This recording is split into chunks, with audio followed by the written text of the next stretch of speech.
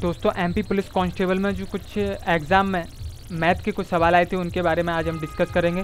चलिए दोस्तों शुरू करते हैं। सबसे पहले हम सरलीकरण के बारे में बात करते हैं। सरलीकरण में जो क्वेश्चन आया था फर्स्ट उसके बारे में यहाँ पर देख रहे हैं आप सामने क्वेश्चन x/4 = 3, तो x का मान क्या होगा, तो इसमें आप आसानी से निकाल सकते हैं। यहाँ पर देखिए आप ये 4 इक्वल में 3 है, उसके इक्वल में इनटू में पहुँच जाएगा, तो यहाँ पर हो जाएगा 4 × 3, तो x का मान हो जाएगा 12। तो यहाँ पर सीधे ये x का मान आंसर 12 आ जाएगा। सिंपल है काफ़ी, इसे आसानी से कर सकते हैं।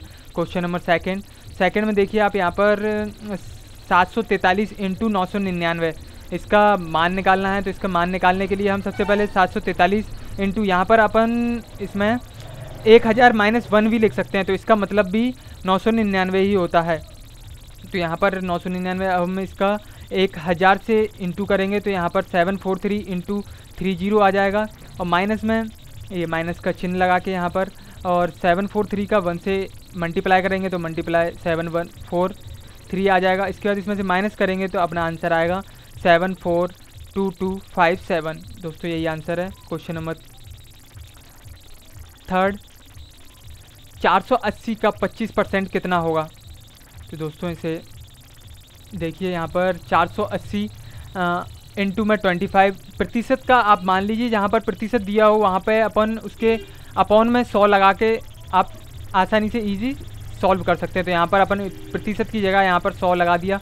100 लगाने के बाद इसको अपन 0 से 0 कट कर दिया, उसके बाद इसको कट करेंगे। इससे पहले 5 से काटा और इसके बाद यहाँ पर 2 बचा, 2 से इसको 48 को काटा तो 24 आ गया। 24 को 5 से इंटू किया तो अपना 120, तो यही आंसर है अपना 120। 480 का 25% 120 ही होगा। तो उसके बाद अब हम बात करते हैं औसत के सवालों पर। औसत के सवाल बड़े, सबसे पहले यहाँ पर देखते हैं 42, 45, 48, 51, 54, 60 का औसत कितना होगा। तो औसत का सबसे पहले हम फॉर्मूला जान लेते हैं। औसत का फॉर्मूला होता है कुल संख्याओं का योग अपॉन संख्याएं। तो दोस्तों ये संख्याएं दी हैं, इनका सभी का योग और अपॉन ये कितनी संख्याएं हैं, जितनी संख्याएं उतनी संख्याएं लिखनी होती हैं। तो यहाँ पर देखिए कुल संख्याओं का योग यहाँ पर आ रहा है 300। इन संख्याओं का आप जोड़ेंगे तो आपका 300 आएगा। उसके बाद ये संख्याएं कितनी हैं आप इन्हें टोटल कीजिए, जैसे कि 42, ये 45, तो ये 1 2 3 4 5 6, ये 6 संख्याएँ हैं, तो 6 यहाँ पर आ गया। इससे अपन डिवाइड करेंगे 300 से, अपन 6 से 300 को डिवाइड करेंगे तो यहाँ पर आएगा 50। दोस्तों यही 50 औसत है, इसका सही आंसर 50 है। क्वेश्चन नंबर 5 औसत से ही संबंधित ये क्वेश्चन है। 14 के प्रथम 8 गुणजों का औसत क्या होगा। तो दोस्तों सबसे पहले हम इसमें सवाल को समझते हैं। 14 के 8 गुणज, तो गुणज का मतलब होता है दोस्तों 14 का हम जैसे टेबल पढ़ते हैं, जैसे 14, 14 दूनी 28, 14 3 42, 14 चौक 56, ऐसे हमें 8 संख्याओं तक निकालना है। तो दोस्तों यहाँ पर हम निकालेंगे 14 8 112। तो यहाँ पर आप संख्याएं गिन लेते हैं। टोटल हम यहाँ पर मान लीजिए आप 14 का टेबल लिख दीजिए, तो टेबल लिखेंगे जैसे यहाँ पे अगर दिया होता 13 के 8 गुणज, तो अपन 13 का टेबल लिखते 8 तक। जैसे यहाँ पर देखिए 14 के, तो यहाँ पर 1 2 3 4 5, यहाँ पर ये संख्याएं 8 हैं, तो इनको पहले अपन टोटल करेंगे। इन सभी का टोटल आएगा दोस्तों 504। 504 ये संख्याएं गिन लेंगे, संख्याएं आपको दे ही रहा है वो 14 के प्रथम 8 गुणज, तो ये संख्याएं 8 हैं, तो यहाँ पर 8 लिखेंगे। 8 का अपन 504 में 8 से डिवाइड देंगे तो इसका आंसर आएगा 63। दोस्तों इसका 63 आंसर है। Question number 9। क्वेश्चन नंबर 6 999 का औसत क्या होगा। तो दोस्तों इसका पहले आपने फॉर्मूला देखा था, देखिए मैं पिछले दिखा देता हूँ आपको फॉर्मूला। कुल संख्याओं का योग और अपॉन संख्याएं, तो इसमें ध्यान दीजिए आप देखिए इसमें कुल संख्याएं, तो मतलब ये 3 संख्याएं हैं, तो यहाँ पे अपन ने 3 लिख लिया, और ये ऊपर संख्याओं का योग, तो 999 और 999 का योग आएगा 1160। 1160 में अपन 3 से डिवाइड करेंगे, 3 से डिवाइड करेंगे तो 369 आएगा। तो दोस्तों इसका आंसर 369 है। Question number 7। अब दोस्तों ये अनुपात के क्वेश्चन है। अनुपात के क्वेश्चन के बारे में देखते हैं। अनुपात के क्वेश्चन पढ़ते हैं। पहले इसका सवाल, रवि के साथ में 2/7 भारतीय हैं एवं शेष अंग्रेज हैं, तो अंग्रेज और भारतीयों का अनुपात क्या होगा। तो दोस्तों यहाँ पर भारतीयों का अनुपात कितना है, 2/7 है, और शेष अंग्रेज हैं। तो दोस्तों हम कुल 1 मान लेते हैं। इसमें दोस्तों अनुपात का मतलब जब अनुपात के कोई सवाल हो तो उसमें टोटल का मतलब होता है 1। तो यहाँ पर मतलब 1 का ये 2/7 भाग भारतीय हैं, तो बचा कुचा भाग कितना होगा, अंग्रेज होंगे। तो अपन इसमें से सॉल्व करेंगे। तो सॉल्व करने के लिए देखिए दोस्तों, 1 में से हम 2/7 माइनस करेंगे तो बचा कुचा भाग अंग्रेज का निकल आएगा। तो यहाँ से देखिए दोस्तों, 1 में से 1 माइनस 2/7 करेंगे तो इसका यहाँ पर देखिए इसका एलसीएम 7 आ जाएगा। तो यहाँ पे अपन इसको सॉल्व करेंगे तो 7 यहाँ पे आंसर ये आएगा 5/7। तो ये अंग्रेज हैं। अब वो पूछ रहा है कि भारतीय, अंग्रेज और भारतीय, तो अंग्रेज अपने हैं 5/7 और भारतीय हैं 2/7। तो यहाँ पर अपन लिखेंगे। उसके बाद अपन ये अनुपात का मतलब होता है दोस्तों, ये तो आप इसे डिवाइड में कर लीजिए। तो डिवाइड में करेंगे तो 5/7/2/7। जब दोस्तों कोई डिवाइड में संख्या होती है तो उसको इनटू में करने के लिए संख्या पलट देते हैं।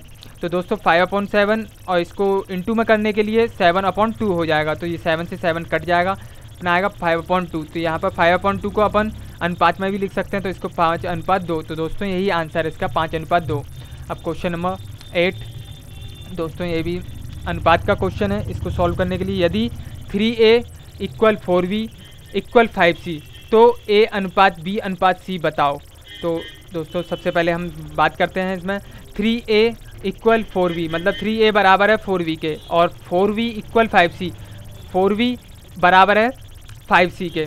तो दोस्तों इसको पहले सॉल्व करते हैं। A ये या B इस साइड आएगा तो B अब इसके अपॉन में आ जाएगा। तो यहाँ पे इसके 3 इसके 4 के अपॉन में चला जाएगा। दोस्तों यहाँ पर इक्वल में इसी जैसा अपन इस साइड करते हैं तो B/C हो जाएगा। तो यहाँ पर हो जाएगा 5/4। दोस्तों अगर इक्वल के दूसरी साइड संख्या जाती है, अगर इधर इनटू में है तो उधर डिवाइड में पहुंच जाती है, अगर इधर प्लस में है तो माइनस में पहुंच जाती है। दोस्तों ये तो आपको पता ही होगा। तो यहाँ पर देखिए दोस्तों, इसको अपन अनुपात में लिख लेते हैं। ये A/B बराबर 4/3 और B/C बराबर 5/4। तो यहाँ पर देखिए दोस्तों, अपन साथ में लिखते हैं A/B, तो 4/3 और यहाँ पर B/C बराबर 5/4। तो दोस्तों अब इनको एक जैसा करने के लिए हम इनका इनटू करेंगे। तो इसमें हम 5 का ऊपर करेंगे और 3 का नीचे करेंगे। देखिए दोस्तों यहाँ पर ये 5 और 3, तो 5 का हम ऊपर करेंगे और 3 का नीचे करेंगे। तो इनटू करेंगे तो 5 चौक 20, 5 तिया 15, इधर इसमें करेंगे तो 3 15 और 3 चौक 12। दोस्तों ये संख्या बराबर हो गई हैं। देखिए ये B यहाँ पर दिया है, तो ये संख्या हमने ये संख्या बराबर करने के लिए किया था। तो ये संख्या बराबर हो चुकी हैं। यहाँ पर देखिए तो A का मान हो गया 20 और B का मान हो गया ये 15, ये दोनों सेम है तो इस वजह से ये 15, और C का मान हो गया 12। दोस्तों यही आंसर है 20/15/12। क्वेश्चन नंबर 9, यदि किसी वर्ग की भुजा में 10% की वृद्धि कर दी जाए तो क्षेत्रफल में कितना वृद्धि होगी। तो दोस्तों इसको सबसे पहले सॉल्व करने के लिए देखिए, पहले हम पुराने वर्ग के बारे में, इसमें 2 सवाल बनेंगे। तो सबसे पहले हम पुराने वर्ग को सॉल्व करेंगे, फिर उसका नए वर्ग को सॉल्व करेंगे, उसका उनका कंपैरिजन करेंगे, फिर उनका प्रतिशत निकालेंगे। सबसे पहले हम सॉल्व करते हैं पुराना वर्ग। देखिए यहाँ पर पुराना वर्ग का क्षेत्रफल क्या होता है, वर्ग का क्षेत्रफल होता है भुजा स्क्वायर, मतलब इसको हम A² भी लिख सकते हैं। तो मान लीजिए भुजा 100 है, तो 100 मान के इसका क्षेत्रफल निकलेगा 100⁻², तो हो जाएगा 10,000, है ना। तो अब नए वर्ग का क्षेत्रफल वो बोल रहा है कि 10% की वृद्धि, अगर हम 100 में 10% की वृद्धि करेंगे तो हो जाएगा 110। तो यहाँ पर अब देखिए आप 110 का स्क्वायर करेंगे, क्योंकि दोस्तों भुजा का वर्ग, तो 110 का स्क्वायर बराबर 110 × 110 बराबर 121 और 00। दोस्तों इसका इंटू करेंगे तो यही आएगा। अब उसके बाद हम इन दोनों में कंपैरिजन करेंगे कि कितनी वृद्धि हुई है। तो नए वर्ग का क्षेत्रफल पुराने वर्ग के क्षेत्रफल से बड़ा होगा, तो इसे आगे लिखेंगे और इसे पुराने वर्ग के क्षेत्रफल को पीछे लिखेंगे। तो इसमें से माइनस करेंगे तो 2100 आएगा। अब ये दोस्तों 2100 इसमें वृद्धि हुई है, अब इसका हमें प्रतिशत निकालना है। दोस्तों वह प्रतिशत में आंसर पूछ रहा है कि क्षेत्रफल में कितने वृद्धि होगी। यदि वृद्धि पूछे तो दोस्तों इसमें 2100 की वृद्धि होगी, और यदि अगर वो प्रतिशत पूछता है तो प्रतिशत निकालने के लिए आप 2100 प्रतिशत किस पर वृद्धि हो रही है, तो दोस्तों ये 10,000 पर वृद्धि हो रही है।